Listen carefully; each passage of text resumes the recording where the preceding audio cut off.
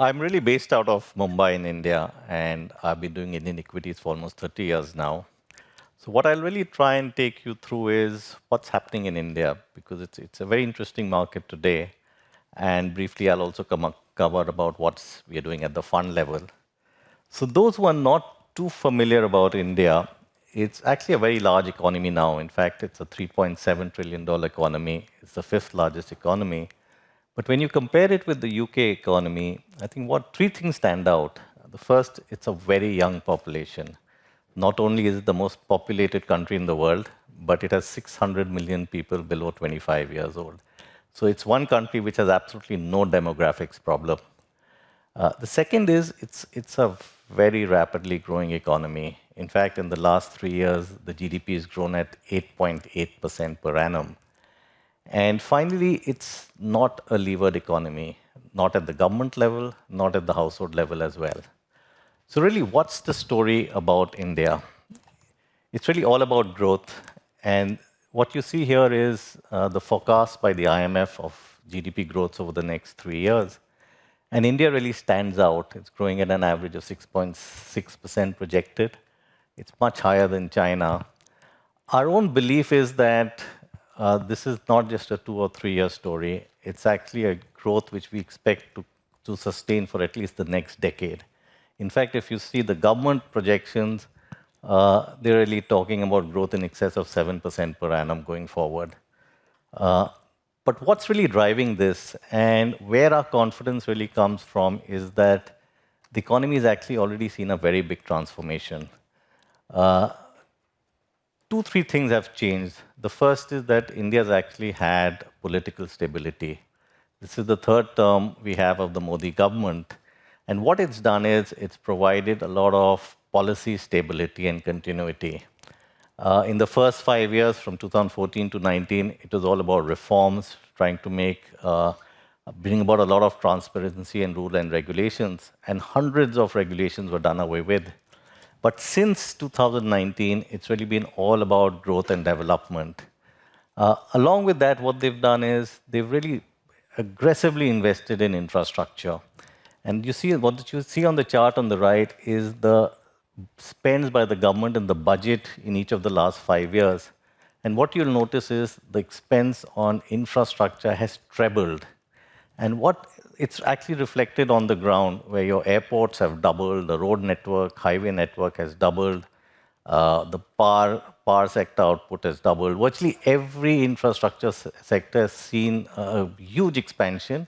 And what you see today is absolutely state-of-the-art infrastructure. And the second aspect is possibly even more interesting, and this is how is the digital infrastructure of India. And this is where I would say India is possibly at cutting edge. It's possibly one of the best digital infrastructures anywhere in the world.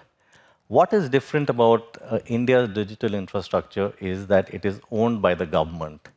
So it's very high volume, very low cost.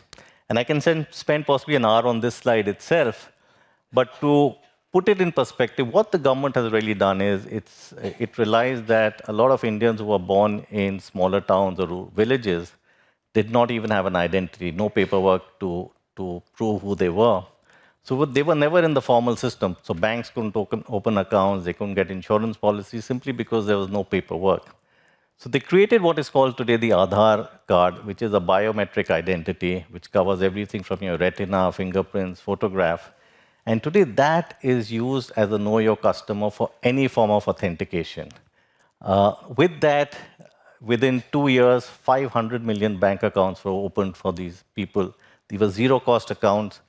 Earlier, banks wouldn't open it because they said there'll be no deposits, they're very poor, it's a cost. But the cost of opening such accounts came down dramatically. And post the bank and the identity, the government just rolled out a whole host of services. To give you an example, they launched something called the United Payment Interface, UPI. It's like a payment gateway similar to a Visa or a MasterCard. What is done is virtually every bank is linked to this. You can make any form of transaction. You just need someone else's phone number. You can transfer as little as 10 pence at no cost. A street vendor can just have a QR code and you can buy one apple or a banana and just pay for it at 10 pence, zero cost. So today, 16 billion transactions happen in a month. That's 45% of global real-time transactions happen on this one platform of the government. Likewise, millions of other things. It's led to huge efficiency savings. Take the government itself, all the subsidy payments today, it does go straight into bank accounts of the recipients. Zero leakage. Last year itself, $84 billion of such transfers happened.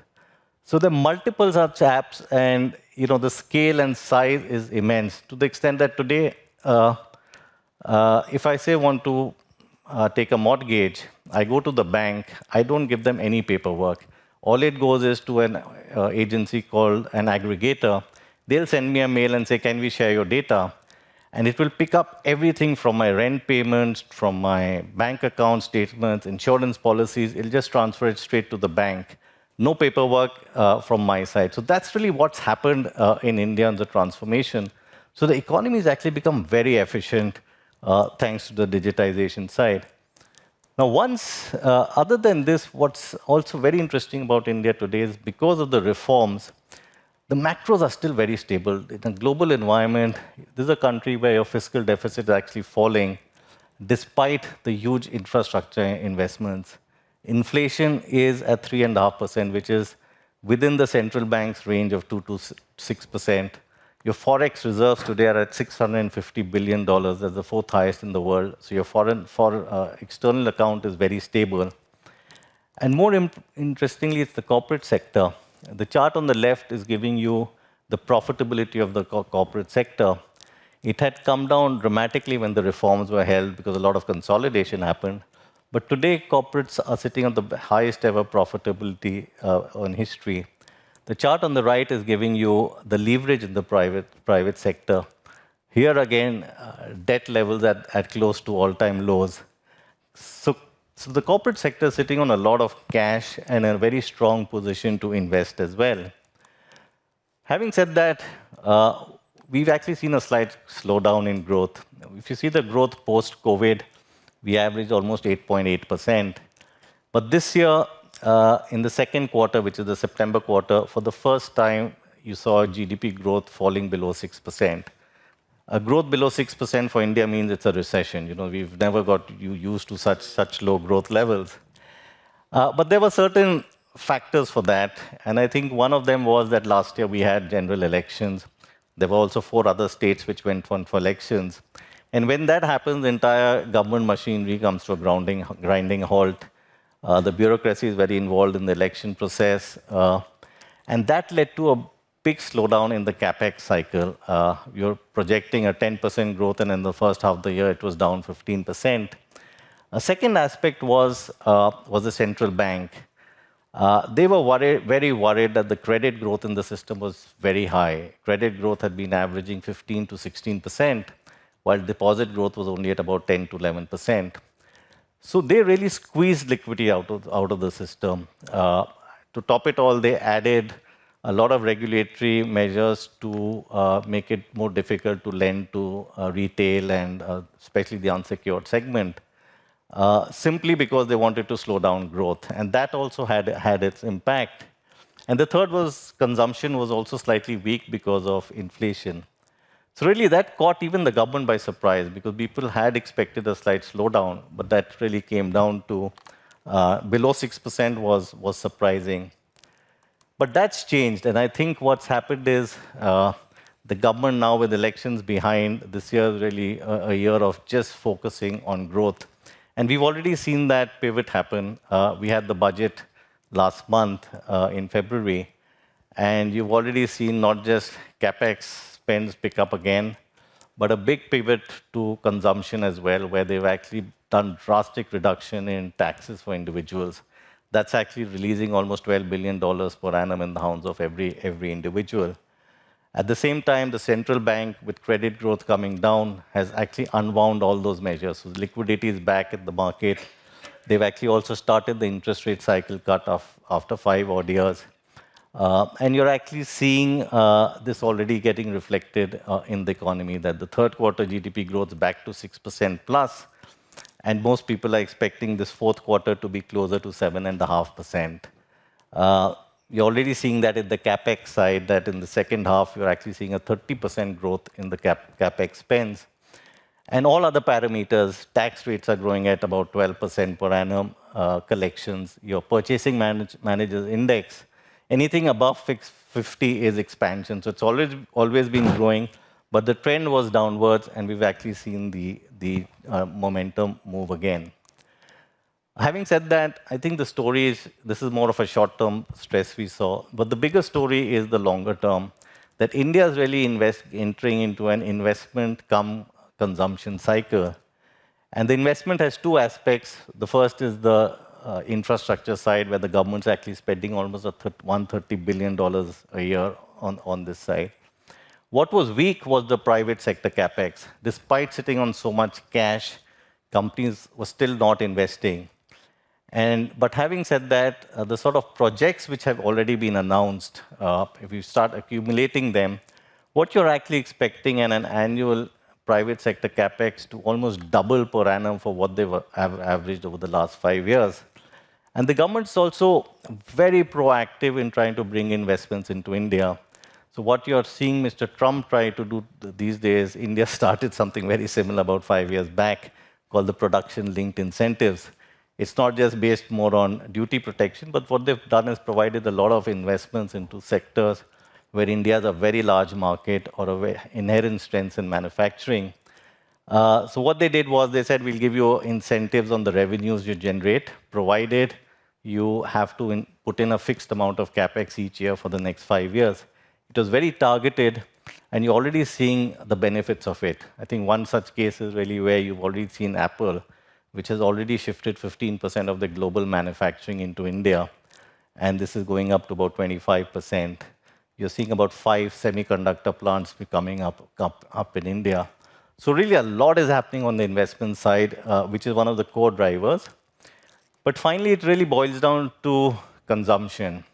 And this is what is really going to sustain the growth. Because if you see India today, if you see the chart on the left, we'll be adding almost 10 million people to the workforce every year. So it's like really about 180 million people over the next 2 decades, which will come into the workforce.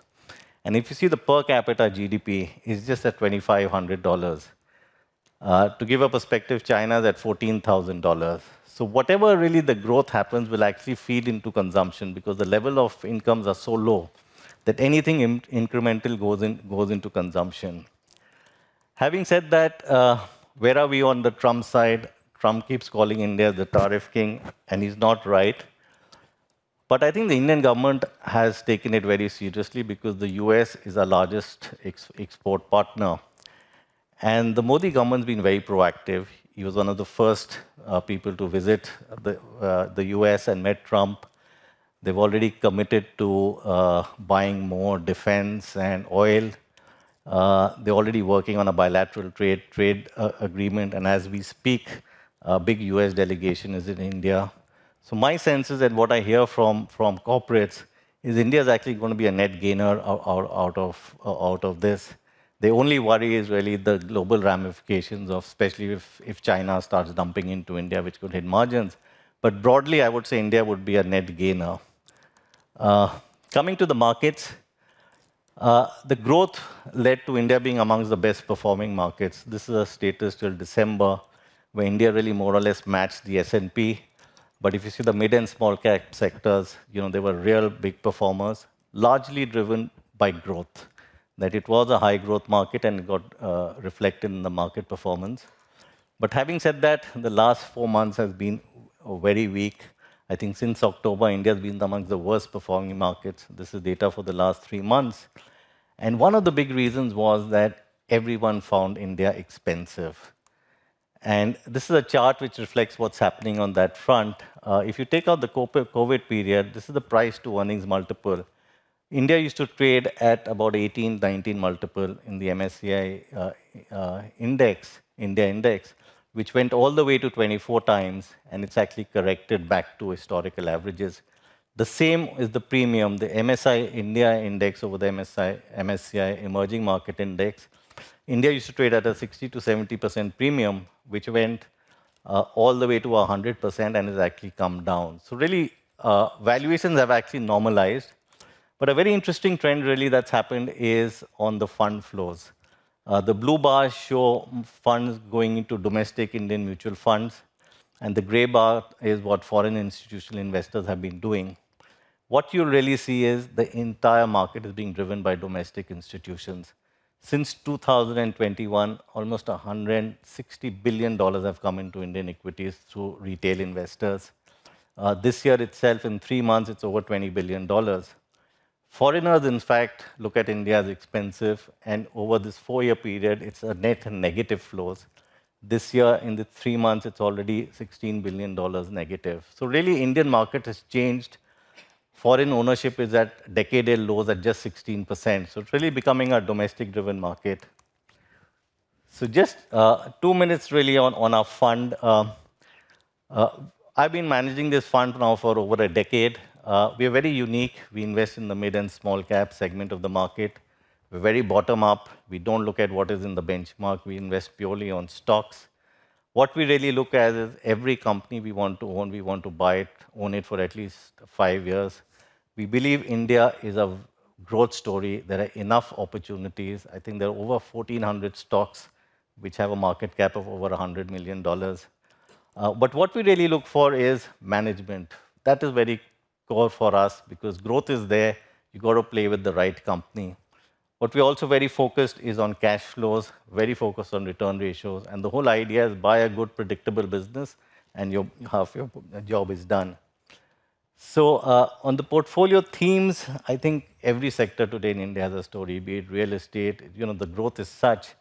But we're really trying to capture it all. Our largest exposure is in consumption. It's always been there. That's about 20% weight. But it's across uh, um, discretionary as well as pure fast-moving consumer goods. Where we have deployed a lot of our capital is in the reallocation of supply chains. So we have it in electronic manufacturing, chemicals, pharmaceuticals, auto ancillary, textiles. We're really playing it through a whole range. And of course, there's domestic capex. What I'd really like to highlight is almost every company in our portfolio is a leader in their segment. They really have the pricing power. They may be mid caps, but they're very strong companies. Uh, if look at the portfolio, if you see the chart on the right, 67% of our portfolio is in small caps, and about 30% in mid caps. So it's really very mid and small cap focused, and it's spread across across markets. Consumption and financials are our two biggest holdings. On our fund performance, we've taken a beating in the last 3 months. But having said that, if you look at the 3-year returns, even after the fall, we're up about 40%. This month itself, we've recovered almost 7% of this 20% fall. But broadly, I would say it's really a growth story. And if you really look at our own performance, and this is a very interesting slide, which I'll end off with, is that India, over long time periods, has actually been amongst the best performing markets. Even on a 20-year period, it's actually done better than the S&P, despite the S&P doing so well. And the simple reason is growth. That in the last decade, India's nominal GDP itself has grown at about 10% per annum, and we actually expect it to grow faster. And we, in this period, have delivered about a 13% growth. So I'll end there, and really the highlight is that India is a growth story. It's more domestic facing, and irrespective of what really you see the uncertainty, I think the ingredients are all very much in place, and we're really playing this through the fund. Thank you.